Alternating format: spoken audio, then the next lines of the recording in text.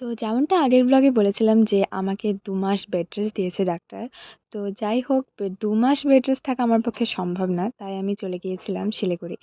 যেহেতু কয়েকটা ক্লাসেস ছিল আর এক্সামও চলে আসছে তাই আমাকে যেতে হয়েছিল। তারপর তো বাবাকে বাই, বাই করে আমি আর মা চলে গিয়েছিলাম শিলিগুড়ি। হ্যাঁ, মা আমাকে ছাড়তে গিয়েছিল কারণ অসুস্থ মানুষ বলে কথা। তারপর তো মা আমার রুমে পৌঁছে দিল আমাকে আর আমাকে টাটা করে দিল। তারপর তো নেক্সট ডে সকালে উঠে আমি চলে গেছিলাম কলেজ। নরমাল মানুষের মতো দাঁত কেলাতে, কেলাতে। বাট আমার ভেতরে কী হচ্ছিল সেটা তো আমিই বুঝতে পারছিলাম। আর কলেজে গিয়ে সেটা আমি ভালোভাবে বুঝতে পেরেছিলাম আরও।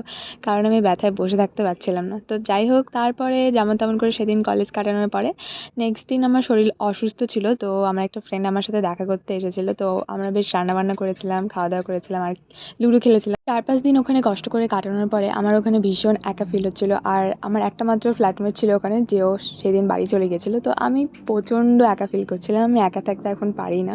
আর আমার কয়েকদিন ধরে মনটাও খুব খারাপ। আমি ডিপ্রেশনে চলে যাচ্ছি আমার মনে হয়। তো যা তা করে আমি তো বাসে উঠে পড়েছিলাম বাড়ি আসার জন্য। মাকে ফোন করেছিলাম। মা শুধু একটাই কথা বলল যে, "চলে আয় বাড়ি। কিছু ভাবনা চিন্তা করতে হবে না।" তো আমিও তেমনভাবেই চলে এসেছিলাম বাড়ি। আর আমি এতটাই ডিপ্রেশনে চলে গেছিলাম যে ভুলেই গেছিলাম আমাদের এখানে কাটনাকালির মেলা ছিল সেদিন। তো মা চেয়েছিল দেখে আমি মায়ের প্রসাদ খেতে পেরেছিলাম বাড়ি এসে। আর আমার তো এতটাই মন খারাপ ছিল যে আমি বাড়ি এসে মাকে ধরে কেঁদেই ফেলেছিলাম। আর আমার মা সবসময় আমাকে একটা কথাই বলে, "সময়ের উপর ছেড়ে দে সব। সময় সবকিছু ঠিক করে দেয়।"